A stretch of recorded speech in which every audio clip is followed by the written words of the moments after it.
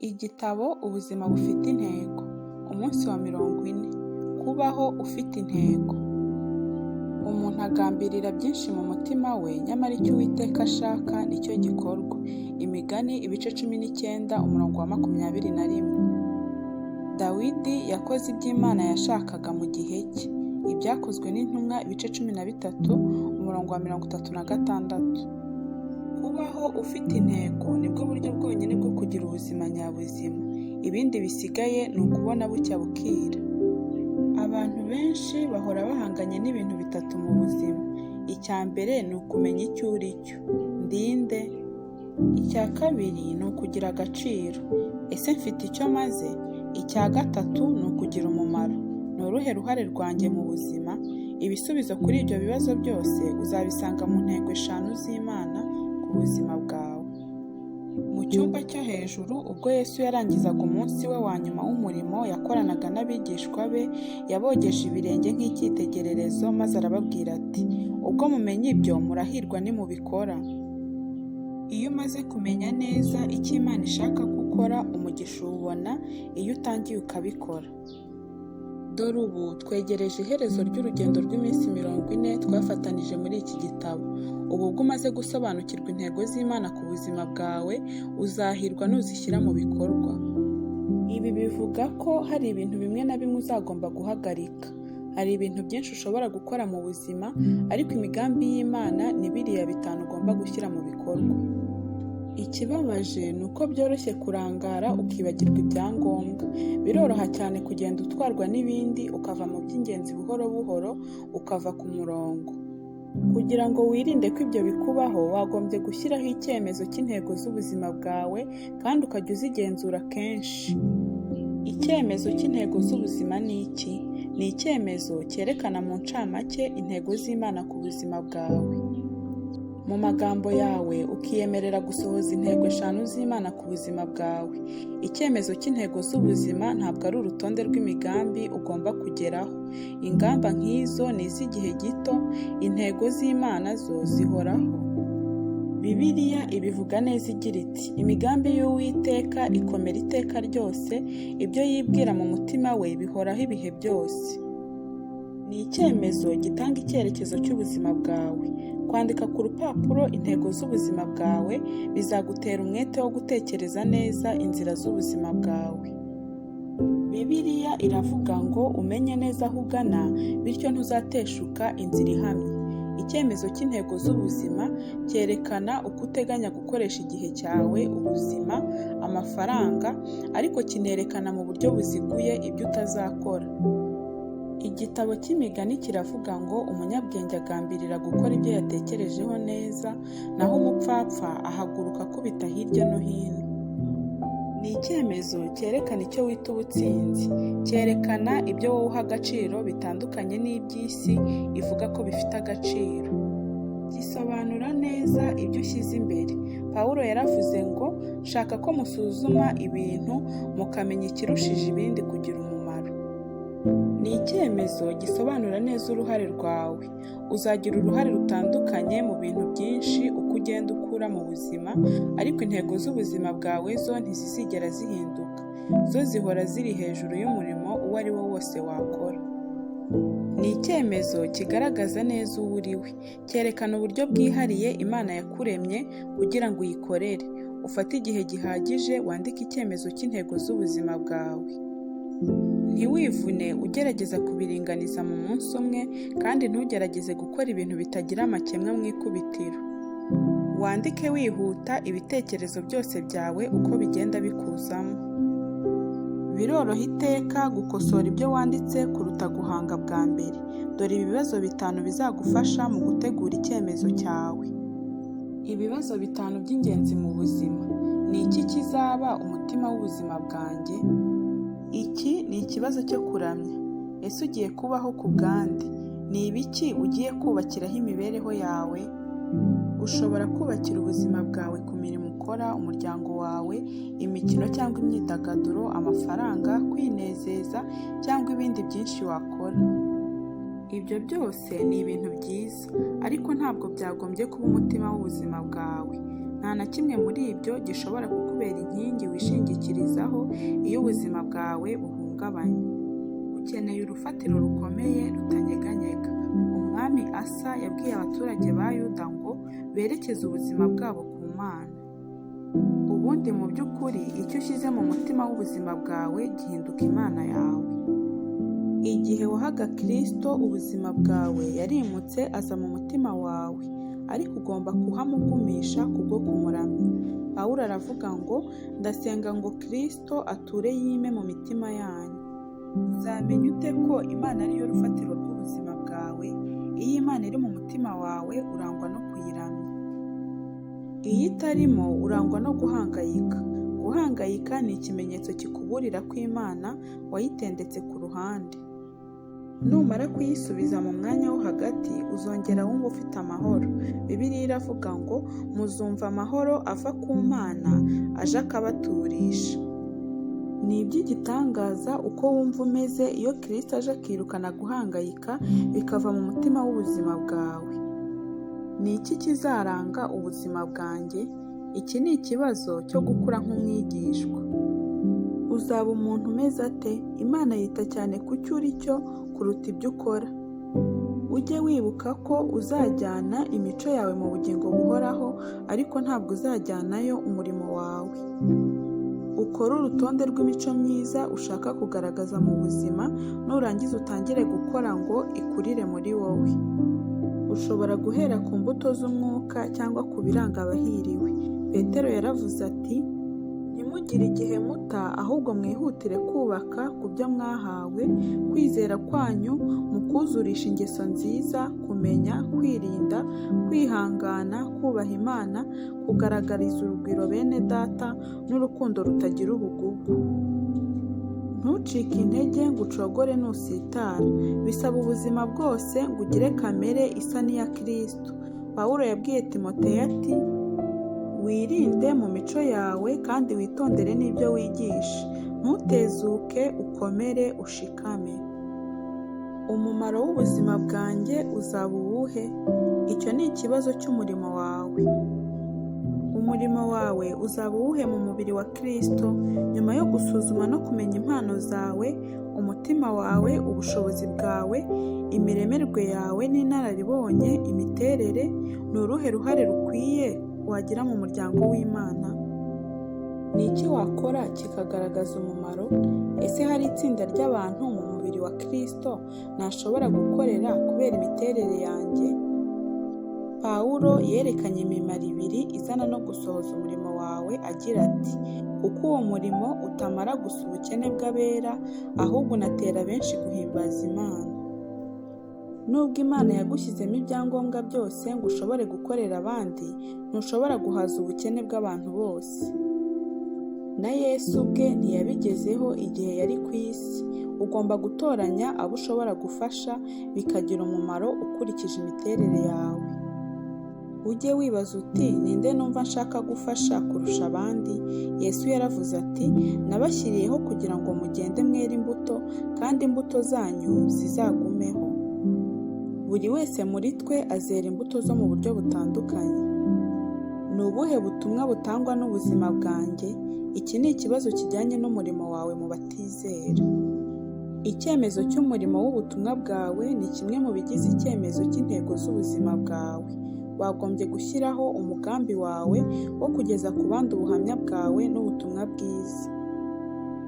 Wagombye no gukora urutonde rw'amasomo y'ubuzima n'ibigushishikaza mu mwuka Imana yaguhaye ngo ujye usangira n'abandi. Uko ugenda ukura, Imana ishobora kuguha itsinda ry'abantu ryihariye bo kwibandaho ngo bagezeho ubutumwa.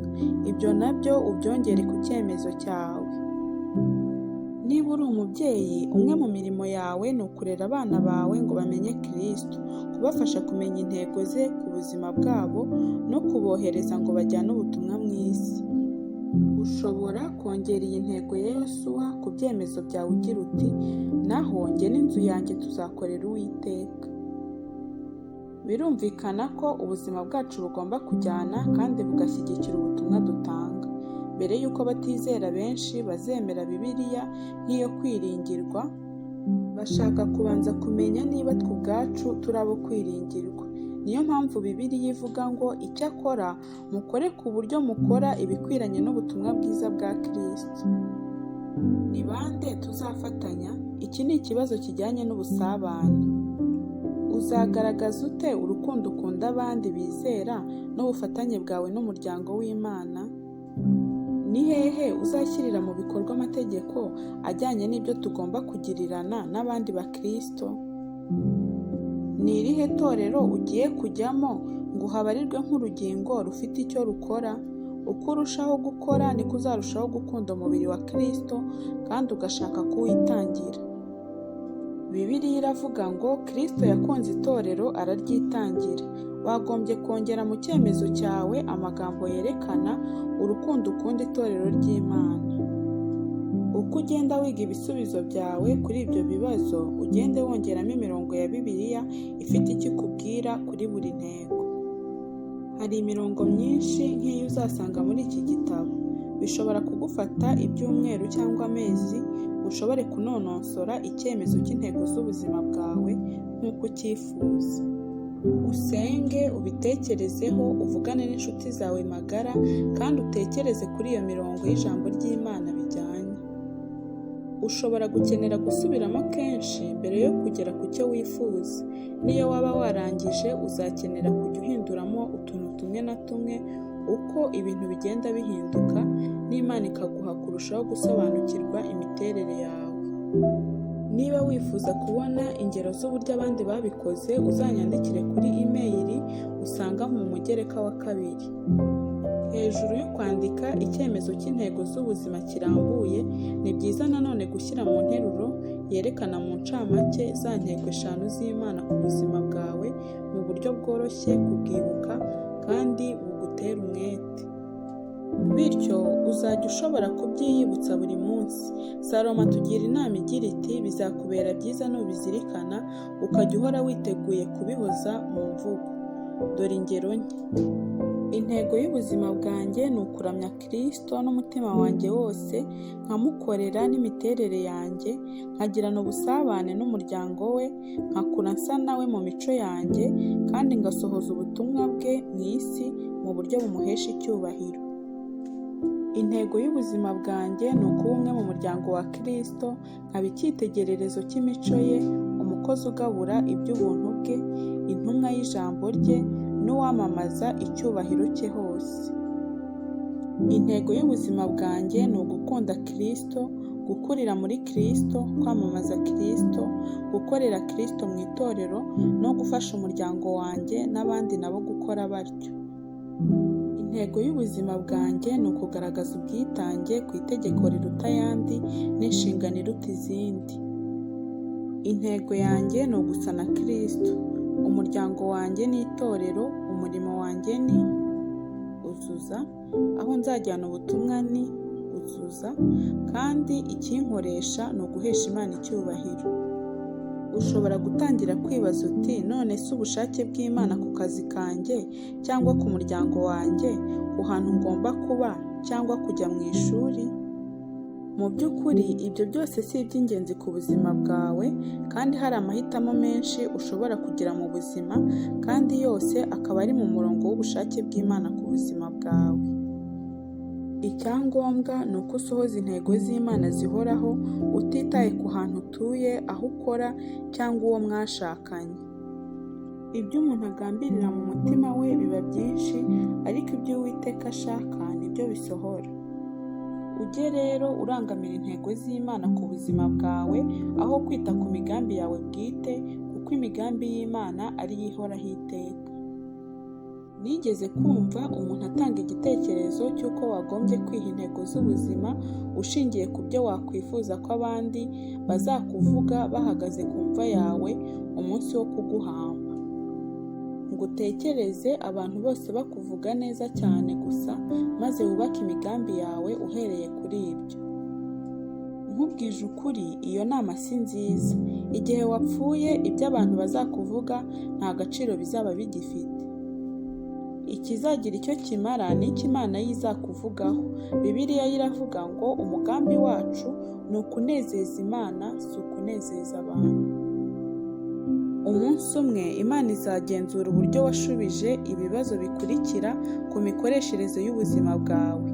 Ese wagize Yesu urufatiro rw'ubuzima bwawe? Ese witaye ku gutunganya kamere yawe? Ese wakoresheje ubuzima bwawe ufasha abandi? Ese washyikirije abandi ubutumwa yaguhaye kandi usohoza umurimo wawe? Ese wagaragaje urukundo kandi ugira uruhare mu muryango w'Imana? Ibyo ni byo bibazo bizagira icyo bikumarira kubisubiza. Nk'uko Pawulo yabivuze neza, intego yacu ni ukugera ku rugero rw'umugambi w'Imana. Imana ishaka kugukoresha. Haciyeho nk'imyaka 30 nsomye mu gitabo cy'ibyakozwe n'intumwa igice cya 13 umurongo wa 36. Interuro ngufi yahinduye icyerekezo cy'ubuzima bwanjye. Yari amagambo 7 gusa, ariko nka kashe batera ku rupapuro igafata. Aya magambo nayo yafashe mu bwenge bwanjye, aho Bibiliya igira iti: Dawidi yakoze ibyo Imana yashatse mu gihe cye. Ibyo byatumye nsobanukirwa icyatumaga Imana ivuga ngo Dawidi, umuntu umeze nk'uko umutima wanjye ushaka. Dawidi yari yareguriye ubuzima bwe gusohoza imigambi y'Imana ku isi. Nta magambo meza aruta ayo bashobora kukuvugaho ku munsi wo guhambwa kwawe. Tekereza banditse ku mva yawe ngo yakoze ibyo Imana ishaka mu gihe cye. Isengesho ryanjye ni uko abantu bazashobora kumvugaho ayo magambo umunsi narangije urugendo rwanjye ku isi. Kandi ndasenga ngo nawe nupfa aya azaba ariyo magambo bazakuvugaho. Niyo mpamvu nakwandikiye iki gitabo. Iyo nteruro niyo ncamake y'ubuzima bwakoreshejwe neza. Gusohoza imigambi y'Imana ihoraho kandi irenze ibihe mu buryo bukwiriye igihe ugezemo kandi ukabikorera igihe. Ibyo ni byo kugira ubuzima bufite intego. Abagiye mbere yacu n'abazaza nyuma yacu ntibashobora gusohoza imigambi y'Imana mu gihe cyacu. Nitwe twenyine dushobora kubikora. Nka Esiteri, Imana yakuremeye ngo uzagire umumaro mu gihe nk'iki. Imana iracyashakisha abantu bo gukoresha. Bibiliya iravuga ngo amaso y'Uwiteka areba ku isi hose kugira ngo akomeze abamwiyeguriye babikuye ku mutima. Ese nawe wakwemera kuba umuntu Imana ikoresha ngo isohoze imigambi yayo? Wakwemera gusohoza imigambi y'Imana mu gihe cyawe? Pawulo yagize ubuzima bufite intego. Niwe wavuze ati, iyo niruka ngendera inzira imwe, buri ntambwe inganisha ku ntego. Impamvu rukumbi yo kubaho kwe yari ugusohoza imigambi yose Imana yari imufitiye.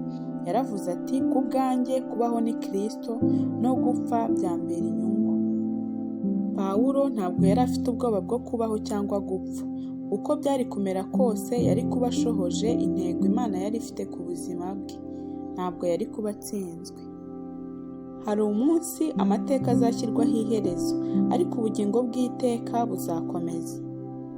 William Carey yaravuze ngo ejo hazaza harabagirana ubwiza bw'amasezerano y'Imana. Nubona gusohoza imigambi y'Imana byagukomereye, ntuzemere gucika intege. Ujye wibuka ibihembo bigutegereje kuko bizahoraho iteka. Bibiliya iravuga ngo amakuba y'akanya gato duhura nayo muri iki gihe adutegurira ikuzo ry'iteka ry'akataraboneka risumba kure ibyo byose. Gerageza kwiyumvisha uko bizaba bimeze umunsi umwe twese duhagaze imbere y'intebe y'Imana, tuyimurikira ubuzima bwacu, dushimira cyane kandi turamya Kristo tubikuye ku mutima. Tuzavugira hamwe ngo ni wowe ukwiye, Mwami wacu, koko Mana yacu. Uhabwe ubwiza, icyubahiro, ubutware, byose ni wowe wabiremye kandi byose byaremwe kuko wabishatse. Tuzamuhimbariza imigambi ye kandi tubereho gusohoza intego ze ubutagira iherezo. Umunsi wa 40. Gutekereza ku ntego y'ubuzima bwanjye. Ingingo yo kuzirikana. Kubaho ufite intego nibwo buryo bwonyine bwo kubaho nyakuri. Umurongo wo gufata mu mutwe. Dawidi yakoze ibyo Imana yashatse mu gihe cye. Ibyakozwe n'intumwa ibice 13 umurongo wa 36. Ikibazo cyo gutekerezaho. Ni ryari nzicara ngo nandike ibisubizo byanjye ku bibazo 5 by'ingenzi ku buzima? Ni ryari nzandika intego yanjye?